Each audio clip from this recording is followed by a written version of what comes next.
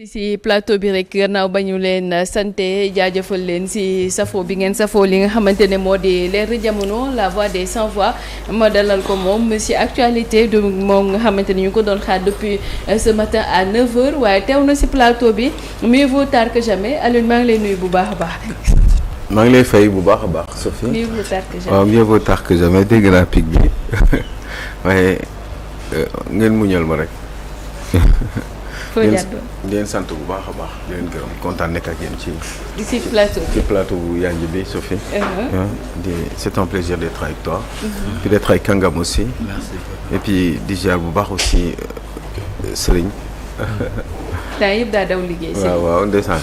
temps moo la remplacé gis naa ko gis.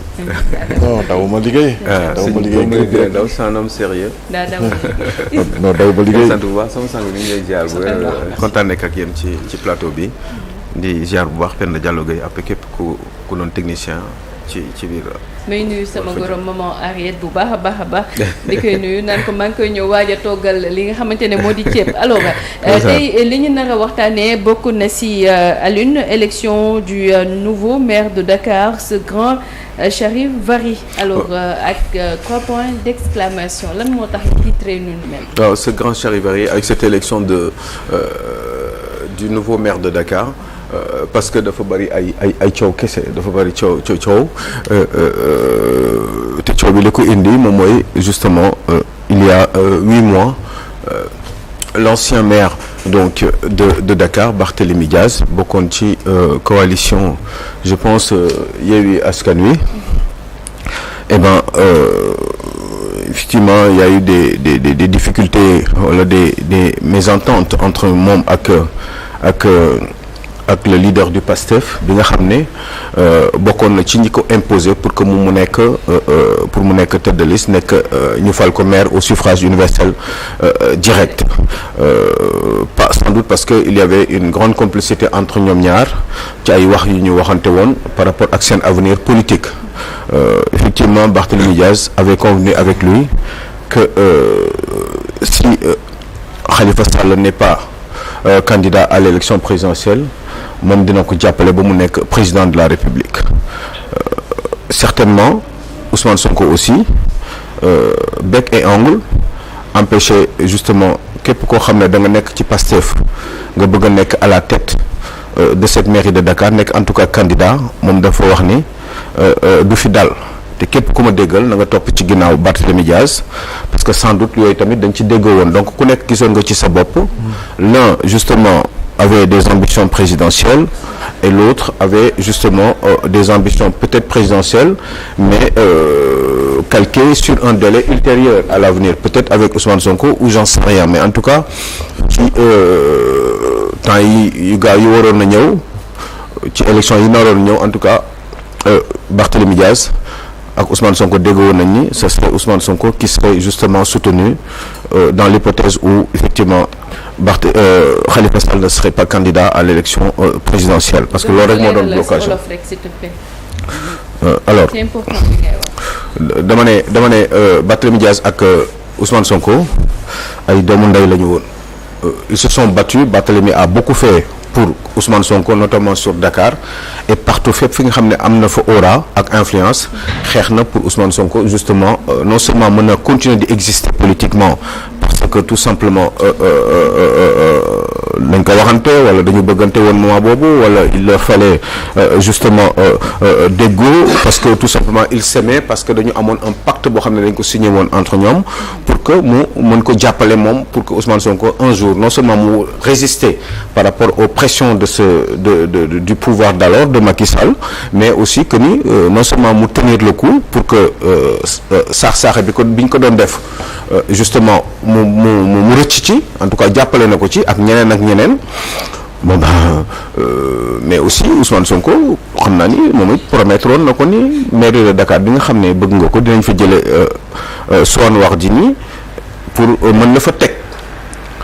parce que tout simplement Khalifa Sall bëgg na fa bàyyi Soham Wardini mais moom justement ñun duñ ko nangu ñun dañ la xeexal parce que ñun ay xale lañu ñun ay jeunes lañu ñun on est ensemble ñun ñoo far ñun ay doomu ndey lañu ñun ñoo bokk mbuus li ñu teg nañ ko ba pare voilà donc dina ko jàppale ba nga xam ne quelqu'un comme Abbas Fall qui est devenu aujourd'hui maire de Dakar moom am na lu mu bëggoon aussi amoon ay ambition sur Dakar. Bon finalement Ousmane Sonko wàññi loxoom ba mu toog ba demul ci élection yi parce que li mu ko waxoon mooy diw moo fi nekk muy Barthélémy Dias yàlla def ni mbir mi ni mu ko tegee woon ak ñoom Ousmane Sonko ni ñu ko bëggee woon mbir mi noonu la demee ba nga xam ne effectivement y a eu un succès ci élection yooyu sachant que ni c'est la première fois au Sénégal ñuy fal élection bu fekkee ni sama mémoire baax na ñuy fal maire au suffrage universel direct ce qui a justement ce qui a changé beaucoup de choses loolu yu bari daf ci changé parce que bii peuple bi nga conseil yu faluñu la parce que maire bi dañ ko daan fal de manière indirecte via les conseillers municipaux mais bii dañu ne léegi maire bi pour mu mën a am gëdd ba kenn dootu ko mën a ci dara peuple bi ci boppam moom mooy choisir ci gox boobu comme ni ñuy falee un président de la République waaye boobu nag dafa changer donne bi parce que foofu noonu déjà bon jotoon nañ ci wax ba ma am yu ma ci joxoon xalaat bon je répète tout le temps la même chose mooy moment bi ñuy fal nit au suffrage universel direct peuple bi il a toujours raison peuple bi bu choisiree loolu kenn du ci mënati dara donc il fallait que ñu adapter loi yi ba nga xam ne effectivement dañuy kañ xaw ma kañ lañ koy waxee wala déet dañuy kañ maire kiiwu maire bi votu maire bi mandat maire bi ba nga xam ne day yegg jusqu'au terme de son mandat sauf situation exceptionnelle maanaam bés bu defee loo xam ne yoon daf koy tere wala méngoowul ak justement suñuy loi ak règlement adapté ko parce que dootul benn puisque bii conseiller la bii peuple bi ñoo ko fal directement et ce n'est plus la même chose donc il lui fallu protéger le maire bon ils l'ont pas fait dañuy loolu rek la ñu changé bàyyi mbir yi li ci des alors que donne bi dafa changé complètement yàlla dafa def li au fur et à mesure ñu dem bon bah je me suis rendu compte que j'avais raison parce que ak kaw conflit bi mag Barthélémy Dias am ak Ousmane Sonko ça fait que effectivement de fil en aiguille ils ont réussi à le démettre alors que justement loolu man jaaxaloon na ma torop parce que jaaxaluma torop aussi parce que bon bu amee il fallait s'y attendre parce que buñ ko kañoon kañ bi ñu ko war a kañ kon xañ na du lii du un préfet moom moo ñëw ne ko dégager kon parce que quand même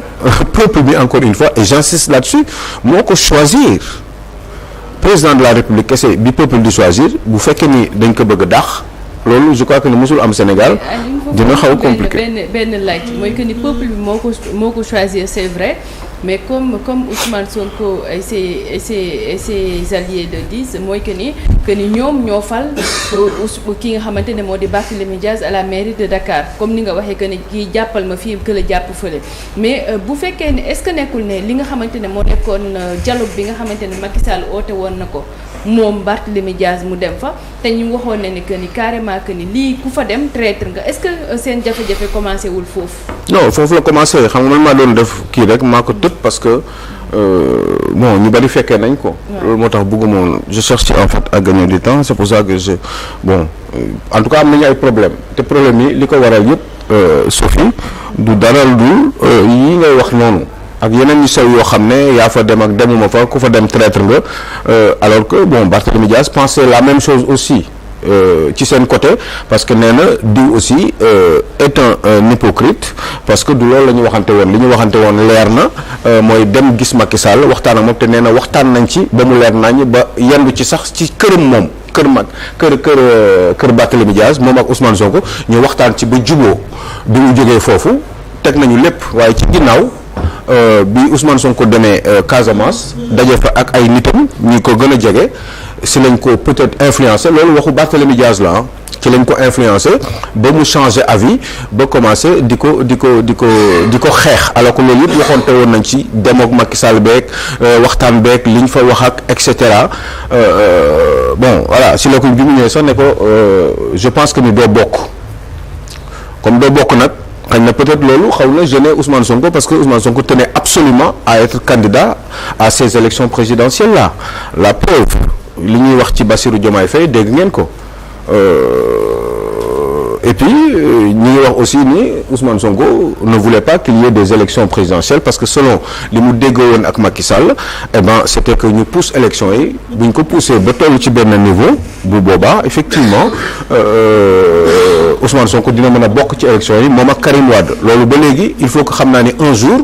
ñu leeral ko Sénégalais yi parce que lu ñuy wax la je ne sais pas si vous me suivez. Bon détail bëgguma ci woon dugg nii parce que bon je me disais que ni peut-être dafay gudd torop moo tax ma bëggoon dugg sur l'essentiel tout en expliquant à l'avance que ni amoon nañu ay coow sans rentrer forcément dans ces détails là léegi nag du coup ce que j'en étais eh ben Barthélémy Diaz jote na ak moom fexe nañu ba mu génn fa bi mu fa génnee effectivement ça fait def na juróom-ñetti weer waaye juróom-ñetti weer yooyu mu fa def bërki démb dañuy yëg ni nguur gi dafa yëg ni Cour suprême dina wax ci li nga xam ne moo nar a xew par rapport ak demande de recours référé en suspension par rapport ak décision préfet boobu bi ñu ko yëgee nag c'est la ñu anticiper le même jour ñoom pour ñu organiser ay élections sans doute dañ doon bañ alors que normalement le 25 dans un mois normalement ci loolu waroon a am pourquoi ñu anticiper ci loolu sans doute parce que bon bah dañuy politique et il faut que ñu teg seeni stratégie en essayant de se conformer à la légalité bon bah ils ont raison ils ont tort en tout cas mbir mi am na def nañu ay élections Abass Fall fal nañ ko fal boobu nag ñu ko fal et ben je crois que ils étaient 88 ou 89 conseillers ñoom ñoo ko fal donc fal bi ñu ko fal nag et ben man daf may xaw a il se trouve que ni maire suffrage universel direct lañ koy falee te peut-être bu ñu lijjanti woon yoon ba mu normal bi ñu changé suffrage universel direct bi ñuy falee maire bi xëy na li yëpp du am man ce que j'avais proposé ma koy proposé waat tout le temps moom mooy comme nee ngeen maire bi suffrage universel direct lañ koy fal bu loolu amee moi je pense que ni li ma proposé woon daaw moom la proposé waat ren mooy yu mel noonu da ngeen di def que muy doon la même chose maanaam chaque fois que maire bi nga xam ne mooy le premier magistrat bu élection amee dañ ko war a fal directement quel que soit ce qui puisse se passer léegi nag ce qui peut se passer j'allais dire léegi nag problème bi moom mooy li ma doon xalaat mooy bu fekkee ni am na faute ba démission boobu démettre boobu ñu démettre maire bi am na li gënoon moo doon bi ngeen waxee ni maire dañ koy fal au suffrage universel direct da ngeen waroon adapter loi bi ba nga xam ne bu maire bi bés bu ñu ko démettre pour x raison bu boobaa ngeen jëlaat temps jël def délégation spéciale mairie bi teg fa kenn kuy organiser justement élection dans un délai raisonnable comme ni ñuy def pour président de la République. non prévoir ko non suffrage universel direct laa wax maanaam ñu defaat ay élection ci Ndakaaru par exemple ñu jël 45 jours par exemple. mais loolu laa expliqué noonu. est-ce que prévoir par exemple cas bu mel nii. comme par exemple ñu élire les membres du bureau municipal. les adjoints ak ainsi de suite. est-ce que loolu tamit doit prévoir que ni au moment où maire bi disponible comme cas bi peut-être disponible parce que dafa feebar par exemple wala disponible parce que dañ ko démettre est-ce que loi bi prévoir ne mën nañoo élire kii bi. par les conseillers oui mais boobu moo baaxul parce que on peut pas faire une chose parce que dañu gis ne moo gën et son contraire tout simplement tant que dañu jël décision ni dañuy fal maire au suffrage universel direct je pense que le maire boobu bu fa jógee le temps que ñuy falaat maire boobu dans les mêmes conditions eh ben il faut man ci sama xalaat te je crois que loolu moom moo gën parce que mënuñu fal diw au suffrage universel direct beneen keneen ñëw di ko remplacer kenn falu ko au suffrage universel direct bu doon conseiller yi je peux le comprendre parce que ci liste bi am na ay système de remplacement yaa ngi dégg mais maire bi mënuñu ko fal au suffrage universel direct bu amee problème mais nañu def benn pause le temps de gérer les affaires courantes de la mairie comme ni ko Ngoné Mbengue géré woon mais man sax bu doon man du nekk Ngoné Mbengue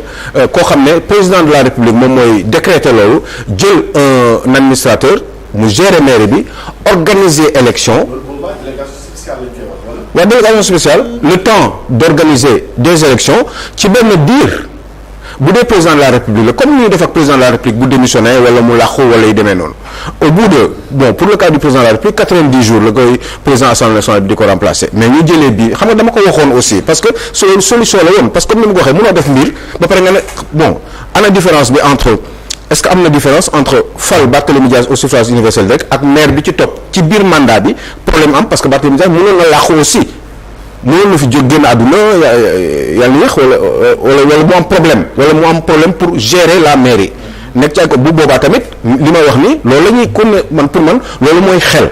c'est-à-dire que délégation spéciale parce que maire bi quand même dafa am un statut à part par rapport au conseiller il y a une différence kii dañ ko fal au suffrage universel direct pour sans doute pour lui faire asseoir une certaine liberté dans justement ses manœuvres si je puis dire. mais est-ce que loolu mën na ni dara légitimité maire par exemple est-ce que le mode d'élection rek moo changé mais xam nga légitimité bi li ko waral li tax ñu def élection bi au suffrage universel direct c'est parce que dañu bëgg plus de légitimité au maire parce que dañ daal gis ni conseil municipal yi da ngay comme par exemple pour ce cas-là moo gën a jege moo tax ma wax ko le PASTEF a 13 du dara moo tax ma koy wax man sénégalais laay wax rek pour ñu comprendre PASTEF 13 conseillers la am sur 88 wala 89 sur 100 ah sur 100 conseillers est-ce que 100 la ñu mairie bi waaw non te démb ñu voté laa wax démb 88 voilà ouais. donc du 89 88 la ouais. Sur les 88 celui qui a 13 conseillers s'est retrouvé avec 49 conseillers xam nga foofu maa ngi wax waxu légitimité parce que peuple bi rek y a pas plus légitime que le peuple mais dans ce cas-là li gënoon man pour man du tey laa ko wax la Serigne lenn Serigne Touba moo ko waxee yàgg na quoi mais yooyu ci ay proposition rek la waaye ñun comme dañoo tuuti te amaana xëy na tekkiwuñ dara moo tax du ñu déglu noonu mais loolu bu ñu ko defoon bi ma koy wax moment boobu xëy na peut-être que ni li yëpp du am parce que yomboon na moment boobu juste gratuiter ay texte ba mu adapté wu ba nga xam ne mbir mi day leer ba xëy na problème bés bu naree ñëw comme problème bi du am problème du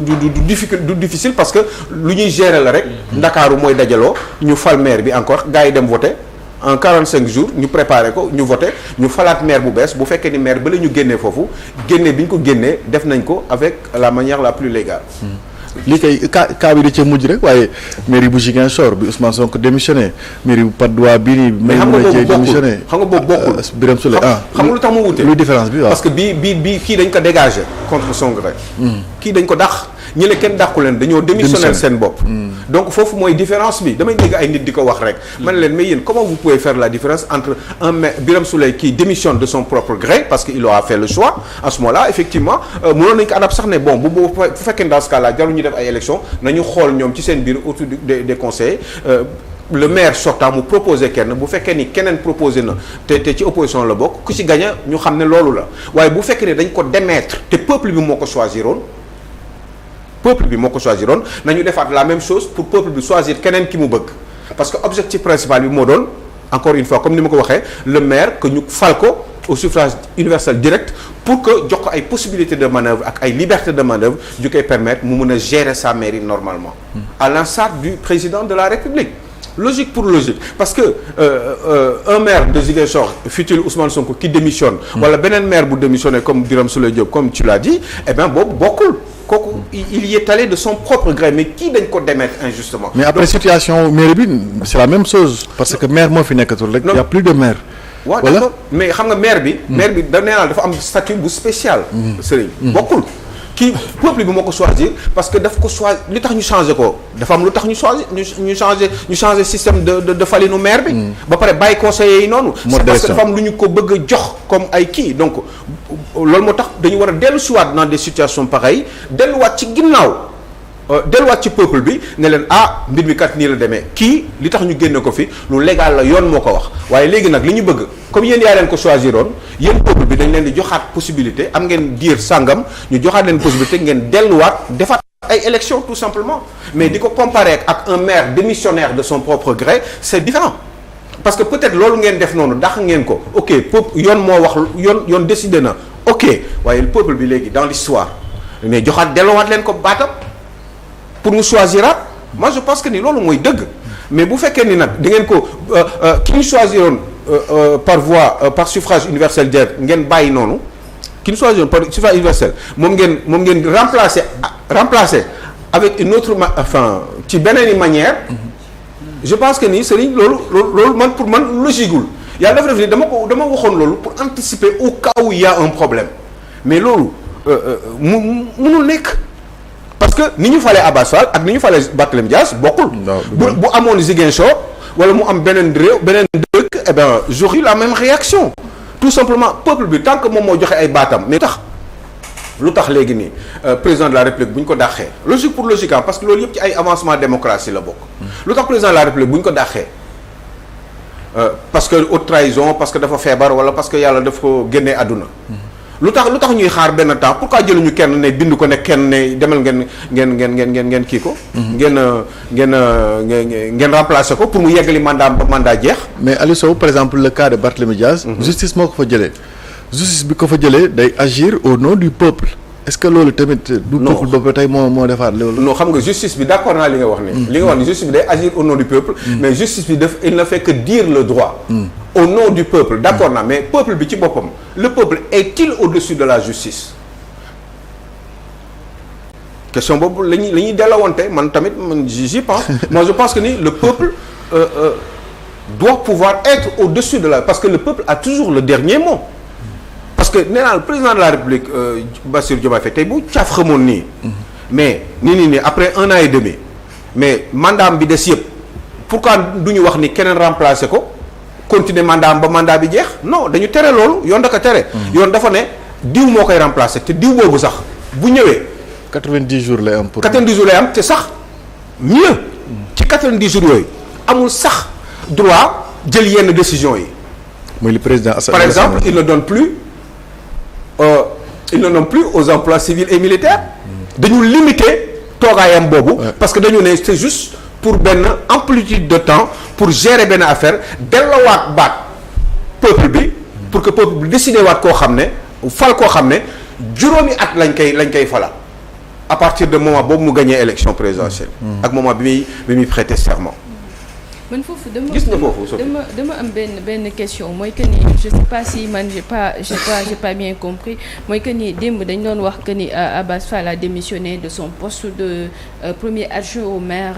de la mairie de Dakar mais en réalité démissionné wul woon mais je crois que dafa amoon ay coppite yoo xamante ne andi woon nañ ko ba nga xamante ne finalement si la ki nga xamante ne moo di Ngone Mbengue nekkoon premier adjoint au maire de Dakar maanaam tey jii bu fekkoon ne Pastef ak Khalifa ak Barthélémy Dias ñu ngi doon dox ba léegi tey jii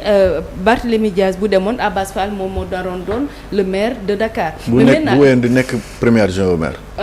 ma ne bu wéyoon di nekk waaw voilà maintenant kon tey jii est-ce que mënuñu ne que ni Abass Fall dafa jël revanche am si ki nga xamante ne moo di Barthélémy Dias. ñu daanelee foofu après ñu dem ci deuxième point. bon mun nañ ne dafa jël revanche mun nañ bañ a wax loolu man gisuma ni ay affaire revanche la. parce que nekkuñu fi day mel ni nga dóor nit après dellusiwaat dóoraat ko. nekkuñu ci arène quoi. ci arène la ñu nekk parce que déjà on est en politique. et que déjà en politique il y a pas d'élégance. loolu moo tax c'est pourquoi j'ai utilisé le terme revanche. non je préfère en politique il ne doit pas y avoir d'élégance. li sa fi wax nii ñu bëri loolu la ñu wax rek. non waaw mais xam nga. en politique pour man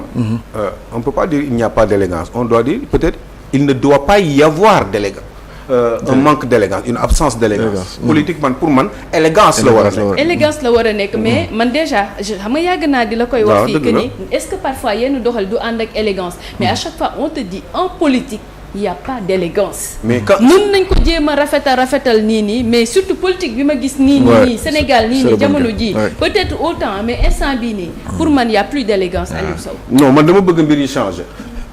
man dama bëgg politique am élégance parce que man loolu dafa bokk ci liy suqali réew même économie réew. d'accord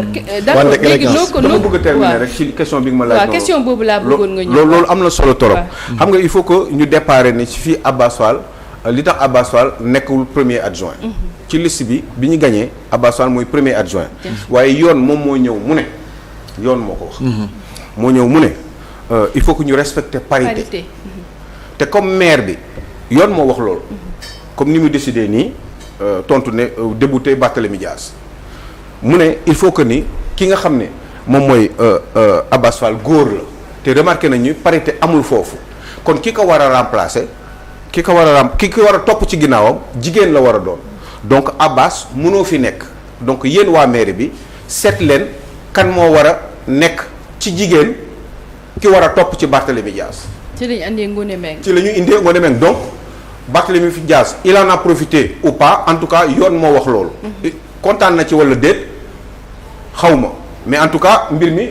noonu la demee léegi nag bi loolu demee noonu Abass Fall bëggatul nekk adjoint au maire parce que normalement dañ ko waroon rétrograder xam naa mu topp certainement ci ginnaaw Ngoné Mbengue pour mën a gérer pour mën a gérer parité bi. léegi nag pour mu mën a gérer parité bi Abass Fall loolu xëy na bëgg ko te xëy na njort na ni lii yëpp Barthélémy Dias moo ko teg te loolu nag daf koo naqari xam naa wala xëy na peut-être gis na ni statut mayu ko muy nekk deuxième adjoint au maire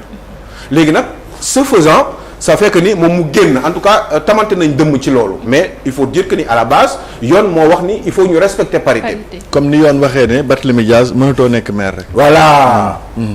yoon wax na ko en attendant muy jël décision définitive am. nii en attendant donc xam nga kon leer na. léegi nag man li ma gis moom mooy du affaire u revanche man gëm naa ni du affaire revanche. bu ñu demee bay xalaat ni revanche la sax. bu ñu demee ba di ko xalaat sax. ça veut dire que ni c'est grave quand même. parce que waru woon nekk revanche ndax intérêt supérieur de la nation la. te wax dëgg yàlla ñoom ñoo déggoo woon ci seen biir xëy na déggoo boobu bu demee ba amatul moo tax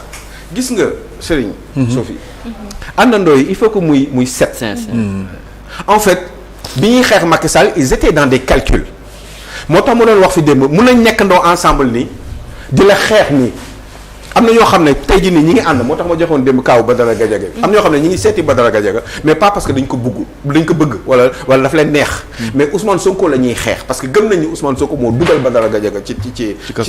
kaso bi donc dañuy dem noonu rek pour solidaire moo tax nga dégg xale boobu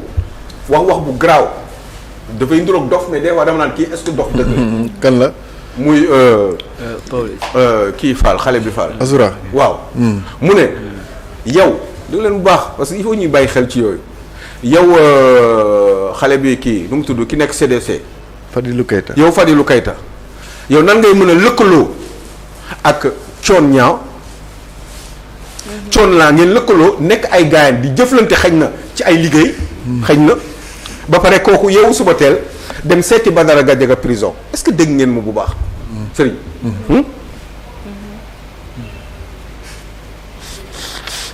mais Thione yàgg naa relier de. non waaw déet mais est-ce que relation humaine yi tamit duñ ko sóoraale parfois. peut-être mu amoon na relation ak Badara Gadiaga relation bu ko may mu jóg dem seeti ko ci kaso gi. loo xamante ni ça n'a rien à voir ak relation bi muy am ak. Fadilou Keita man am na ay xarit Pastef. xarit yu jege. comme Ousmane Sonko si boppam. non Ousmane Sonko non parce que je ne le fréquente pas. mais contrairement à ce que les gens pensent je ne le déteste mais je suis pas là pour prouver quoi que ce soit. parce que je n'ai jamais dit que ni Ousmane Sonko ak li mu yàq Macky Sall yëpp que bañ na Macky Sall. non pour man bañ xam nga bu fekkee ni ko critiquer rek ñu ne la da nga kaa bañ non moi je critique parce que je pense que ni peut-être bu defee nii mooy gën. tout simplement après destin dinañu wax yoon am na yu bari yoo xam ne daan naa ko wax ci Ousmane Sonko waru ko def affaire France bi ma doon wax ni tey jii nii ñu ngi daje waxoon naa leen bàyyi leen li ngeen di wax parce que àdduna wóoru tey jii nii homme d'affaires français ñoo leen invité pour imposer leen ban façon la ñu war a liggéeyee parce que sans doute ñoom léegi xam nañ ne dañu leen soxla mais boobu ma koy wax il y a 2 ans Serigne. mais dañu ne gars yi dama ko bañ ba léegi ñu wax dama ko bañ mais man ça m'est égal quoi parce que je suis pas là pour l'aimer ou le détester j'aurais pu l'aimer parce que dama ko jege. D'accord. Tout simplement comme j'aurais pu aimer Serigne. parce que dama ko jege wala am jot yu bon sax ci Serigne alors que xamuma ko sax. yàlla musal ci boobu parce que boobu rek laay moytu chaque jour je veux pas me tromper sur la personne. donc ça ne veut absolument rien dire pour wax la rek ni ils sont toujours Serigne dans leur calcul et c'est ça qui n'est pas bien pour l'intérêt du pays ce pays là si on a envie de le faire avancer du bari dañ ko war a moytu et puis nañuy dëggu nañuy wax ni dëgg. il faut pas que sëñ da nga ma wax dëgg rek man dama war a xalaat ni sëñ da nga ma bañ man bu li ma wax laay xool ni sëñ yow li nga ma wax ni mais est-ce que tegu na bu tegoo dama naan mais sëriñ même boo nekkee man kes même bu ma ko bañee nii sëriñ bu ma toogee man kenn du ma am jàmm parce que dama naan mais sëriñ li ma wax nii non lii rek la mën a nekk lii dëgg la quoi parce que day doon dëgg parce que dafa may topp mais ñoom daf leen di topp mais seen yoon nekku ci ñoom beneen objectif la ñu am mooy nañuy def ba génn ci par rapport ak ñoom li ñu bëgg te des fois li nga bëgg mun na bañ a arranger réew donc yow da nga ci war a retirer wu parce que yow amoo toujours yow yaa yor kii langage de vérité bi nit da ngay moytu parce que mun nga juum ci say xalaat wala mun na la manquer ay éléments nit dafa war di loolu ku ciy tiit chaque jour kooku rek la yàlla dimbali waaye koo xam ne xalaat na lu mu wax rek loolu la kooku man bu ma dalee loolu bu ma daloon damay tiit parce que dama naan man bu ma fa xasaloo moo yàqu na parce que du ma am kenn ku ma dimbali donc yooyu yëpp dañ ko war a dindi ci xelu sénégalais yi ba pare changer leen xam nga quelqu'un comme Azoura Fall ma loon wax noonu li mu xalaat lan la mu ne pour moom kële musul critiquer Ousmane Sonko Badara Gadiaga ngay ànd ak koo xam ne dafay dem di ko seeti yow Bassirou yow Fadilou Keïta est-ce que vous vous rendez compte parce que pour moom loolu warul mën a nekk c'est comme on te dit rek yow projet bi bokkuloo ci yow ndaw si nekk CSA xaw ma lan wan yow da nga doon critiquer Ousmane Sonko kon yow waruñu la yóbbu CSA bi vous vous rendez compte xanaa du intérêt réew mi rek moo ñu tax a jóg donc on doit je te prends pas parce que je ne suis pas d'accord avec toi je te prends pas parce que dama gëm ni mënuloo parce que bu fekkee ni mën nga que je sois d'accord avec toi ou pas dama lay jël parce que dama gëm ni fi ma lay teg du pour man xëy na dinaa si bénéficier wu en tant que njiit mais pour intérêt réew mi moo tax na parce que dama gëm ni da nga fa am njëriñ pour l'intérêt du pays waaw mais loolu lu tax du ñu xalaatee noonu pourquoi on est obligé de dire que ni bu ma farul ak yow c'est comme la dame là rek nee nañ kenn warul ànd ak magam warul ànd ak rakam parce que tout simplement dafa mais ay xalaat yu wute la rek mun na doo am mais peut-être am na ñoo xam ne biir Pastef sax déggoo wuñu Azoura Fall tey jii nii du moom moo bokk ak Fadilou Keïta parti mais est-ce que gis nga différence bi am entre ñoom ñaar tey jii nii alors que même parti bi la ñu bokk même projet bi soi-disant la ñu bokk kon loolu ndek waxatuma laa nag ki nga xam ne bokkul sa parti moom dafa bëgg leneen ñu ne ndaw si moom jabaru Bassirou Diomaye Faye warul ànd ak magam parce que magam keneen mooy jëkkëram te jëkkëram day critiquer projet bi te mbokk boobu moo jiitu politique. mais mbokk Sénégal bi sax moo jiite politique. mbokk Sénégal bi mbokkum sama mbokk nga yow Serigne. ci Sénégal d'abord. waxtuma mbokk nag ca deret. donc yooyu yëpp dañ ko war a arrêter. et puis qu'on réfléchisse qu'on élève le niveau. jiital intérêt Sénégal Serigne je ne suis pas d'accord avec toi mais bu ñu waxtaanee à un moment donné dañ tombé ci ay éléments yoo xam ne xëy na peut-être que dinaa ne mais man kat Serigne génn na benn élément boo xam ne man sóoraale wu ma ko woon. et je me rends compte que ni purée est-ce que Serigne n'a pas raison. et je commence à me poser des questions bu ma ko toogee damay xam tôt ou tard ndax Serigne moo am dëgg wala déet et je me plie et je veux que ça soit pareil pour tout le monde waaye bokkuma rek du ma xalaat lépp loo wax Serigne du ma ko dégg baaxul santul yàlla lépp loo wax dafa bon parce que diw kese moo wax dëgg mais xanaa yàlla dans l'histoire loolu démocratie sax loolu du démocratie man nag dund boobu gars yi di dund man xamuma man dama gëm ni man je te dis j'ai une famille où kii day voté fii kii voté fii kii voté fii mos naa ko fi expliquer nañu jiital intérêt Sénégal maintenant après c'est pas parce que déggoo ma ak yow rek Sophie que ni des fois mënoo ma indil benn xalaat même l'opposition peut sortir une idée boo xam ne idée bu baax la pour réew mi boo xam ne ñi nekk ci nguur bi xalaatuñu ko ñu ñëw adapté ko def ko loi kontaan na yàlla na yàlla sàmm yàlla na yàlla suturaal c'est un peu trop long mais bon c'est comme ça il faut en parler c'était important bi si des ñu bàyyi ko ba suba Sophie di leen sant bu baax a baax kontaan nekk ak yéen ci plateau bi sama sang bi ñu ngi leen di ziar je suis très fier d'être avec vous j'espère que waxtaan mi xaw na am njëriñ tuuti mais lu ci yàqu aussi ñu xam ne xëy na peut-être dafa am yu ma manqué